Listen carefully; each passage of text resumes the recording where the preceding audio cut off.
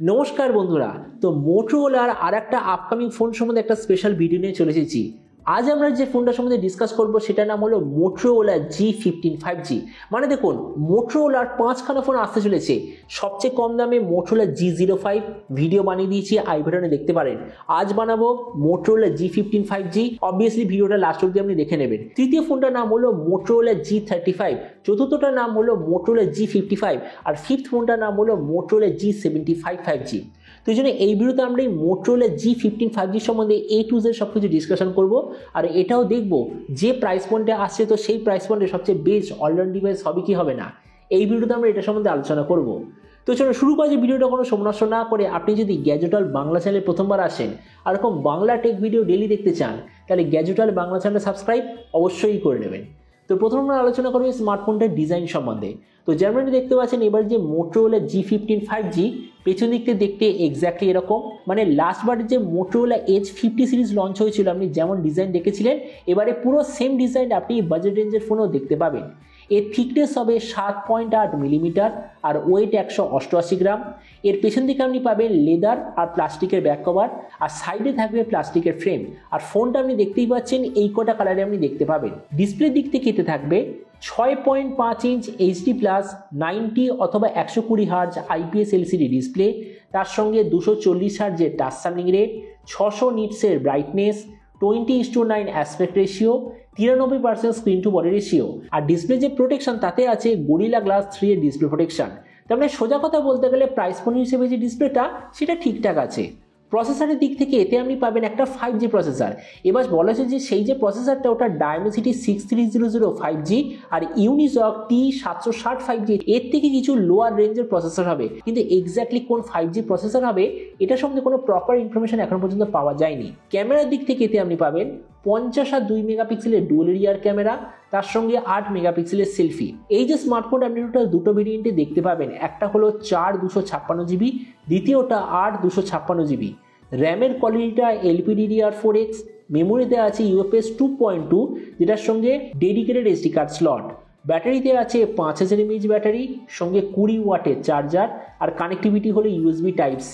তো এবারে স্মার্টফোনের বাকি কিছু ফিচার বলতে গেলে এতে আপনি পাবেন Android 15 out of the box, 3.5mm jack, dual speaker, side mounted fingerprint sensor, আর IP54 এর ওয়াটার অ্যান্ড ডাস্ট প্রোটেকশন। আর এর OS আপডেট সাইকেলের দিক থেকে বলতে গেলে এতে আপনি পাবেন 1 বছরের মেজর OS আপডেট আর 3 বছরের সিকিউরিটি আপডেট।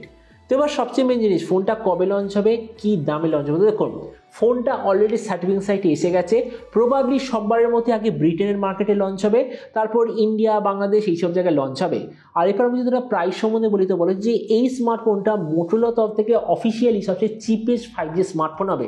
তো এই জন্য যতদূর মনে হচ্ছে এটার প্রাইস হওয়ার কথা 9000 টাকার আশেপাশে অফার নিয়ে। আর আপনাদের ভিডিওটা বাংলাদেশ থেকে দেখে থাকেন, তো বাংলাদেশে হয়তো এটা লঞ্চ হবে 20 থেকে 25,000 বাংলাদেশি টাকার মধ্যে। তো এবার সব ভিডিওর মধ্যে আপনাকে জানাবো এই যে স্মার্টফোনে যে আসতে চলেছে এটিকে প্রাইস পয়েন্ট সম্বন্ধে সবচেয়ে ভালো নাকি এর চেয়ে বেটার অন্য কোনো স্মার্টফোন অ্যাভেলেবেল আছে। দেখুন, আমরা যদি এই মুহূর্তে 9000 টাকার আশেপাশে দেখি, তো এর সঙ্গে কম্পিট করার মতো প্রচুর অন্য স্মার্টফোন অ্যাভেলেবেল আছে। তো আমরা যদি সবকটা ফোনের সঙ্গে কম্পেয়ার করি, প্রথমত ডিসপ্লে।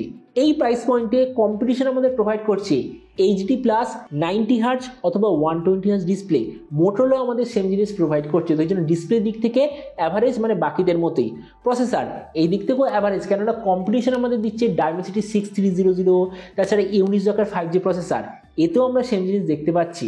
তো এই জন্য প্রসেসরের দিক থেকে ইকুয়াল। ক্যামেরা এই দিক থেকে আমি এটাকে অ্যাভারেজ রেটিং দেবো, কেন দেখুন কম্পিটিশন আমাদের কি দিচ্ছে 50 রিয়ার, 5 বা 8 সেলফি, এরাও সেম জিনিস দিচ্ছে। তো এই দিক থেকে বেশি কিছু ডিফারেন্স নেই, মানে অ্যাভারেজ আমরা দেখতে পাবো।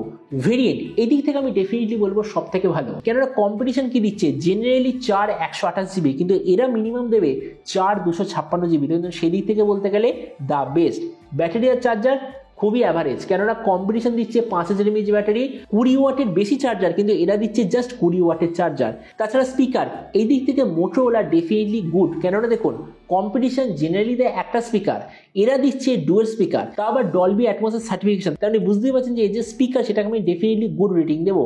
তাছাড়া OS আপডেট এই প্রাইস পয়েন্টে এই মুহূর্তে একটাও ফোন অ্যাভেলেবল নেই যারা আপনাকে Android 15 out of the box দেবে, সেখানে এরা আপনাকে দিচ্ছে Android 15 out of the box. ওই জন্য ওএস আপডেটে ডেফিনেটলি দ্য বেস্ট অথবা আমি গুড রেটিং দেবো। তো আমরা দেখুন ভিডিও লাস্ট আমি এটাই বলবো, এই যে মোটরোলার তরফ থেকে নতুন ফোনটা যে আসতে চলেছে, যদি এটা সত্যি 9,000 টাকার আশেপাশে লঞ্চ হয় তো আমার মতো মনে হয় একটা দারুণ অলরাউন্ড স্মার্টফোন ডেফিনেটলি এটা হবে। তো এবার আপনি যে কোনো সময় অবশ্যই নামের এই যে মোটরোলার তরফ থেকে নতুন ফোনটা যে আসতে চলেছে, তো আপনি কি এই দামে এটা নিতে চান, নাকি একটু দাম বাড়িয়ে আপনি অন্য কোনো 5G স্মার্টফোন আপনি চুজ করতে চান?